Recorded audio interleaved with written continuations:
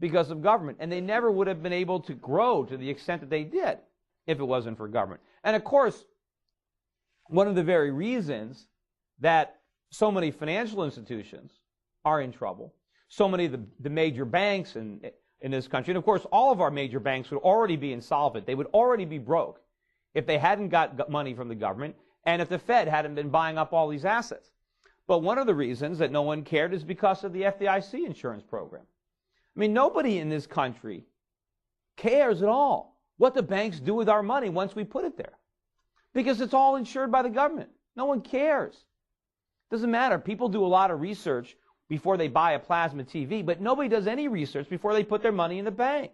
No one cares. Like, who can care? Because the government has created a moral hazard by guaranteeing the accounts. If the government didn't guarantee bank accounts, then banks would not be doing foolish things with our deposits. Because people would care. Because people would know, gee, if you make loans and they don't get paid back, I'm going to lose my money. So banks would not just compete on how much interest they pay, but they would compete on how safe their balance sheets are. And there would be a lot of people looking out for them, because probably individual consumers, before they made a deposit, would want to look for some type of equivalent of a consumer's report, where somebody rates banks and follows banks and says, here's the safe banks. Nobody bothers to do that now. Why? Because no one is any riskier than anybody else, because they're all guaranteed by the government. It doesn't matter. But it creates a huge moral hazard when you do that. I mean, the same thing, I mean, look what Bernie Madoff was able to pull off, right? I mean, you think he could have done that without the SEC, giving him a stamp of approval, or without FINRA? I mean, there's no way that if we didn't have regulators, the private sector wouldn't have ferreted this guy out. There would have been a lot more due diligence if everybody didn't think the government was doing it for us. And of course, I said, instead of putting Bernie Madoff in jail, we should just make him Secretary of the Treasury. Because he's got a lot of experience, exactly the kind that we need in running a Ponzi scheme. Because, the Chinese just mentioned yesterday that they were getting a little concerned about all the money they loaned us, and that just maybe we won't pay them back. I'm sure they're a lot more than just a little concerned, because that's what they said publicly. Imagine what they're saying privately, because they know we're not going to pay them back. Of course we're not going to pay the Chinese back their money. It's impossible. We can't possibly. And can you imagine if President Obama, given the following type of speech to the American citizens, to say, national televised address, and say, my fellow Americans, I've got a little news for you today. We're going to have a massive, across-the-board tax increase on average working Americans. Any American that still has a job is going to have to pay much higher income taxes. And as a matter of fact, we're going to have to cut Social Security across the board. If you're getting a Social Security check, we're going to have to reduce it. And remember all my plans about more education and health care for everybody and, energy independence? We got to put all those plans on hold because the Chinese need their money. We borrowed a lot of money from the Chinese, and we're good for our debts.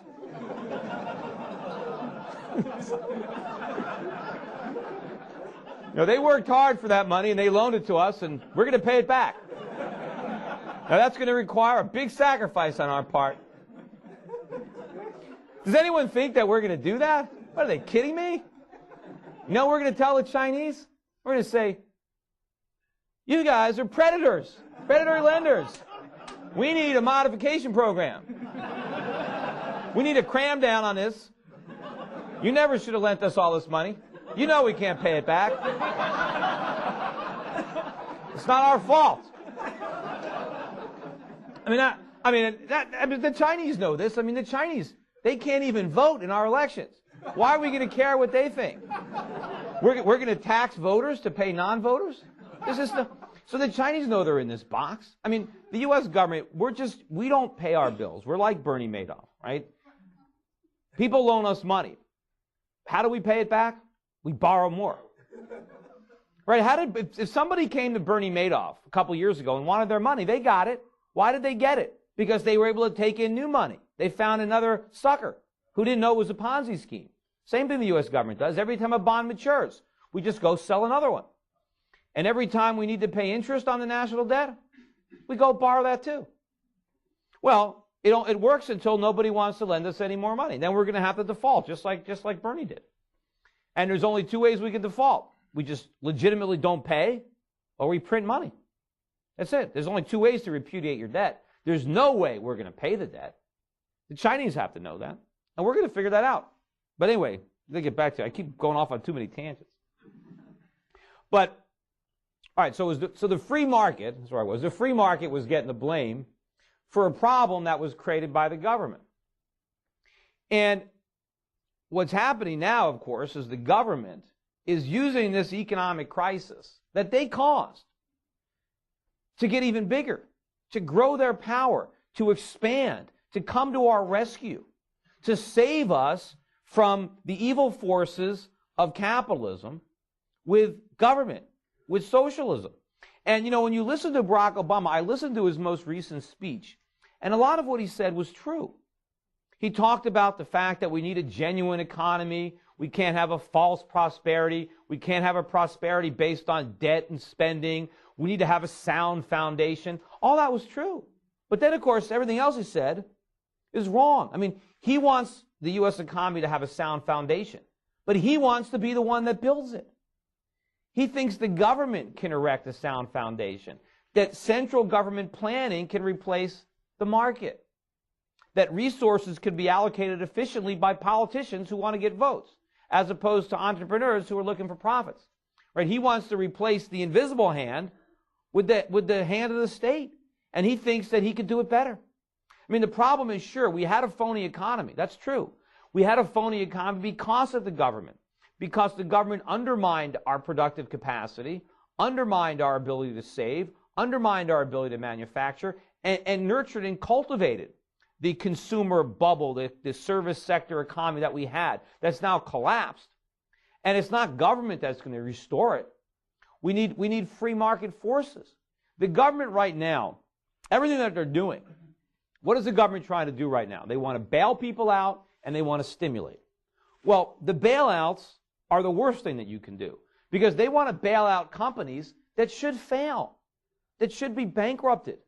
Bankruptcy is a good thing. It's the way the market cleanses the economy of companies that shouldn't be there. Why shouldn't they be there? Because they're not generating profits. They are not effectively utilizing resources. Those resources need to be freed up. Right now they're being held hostage.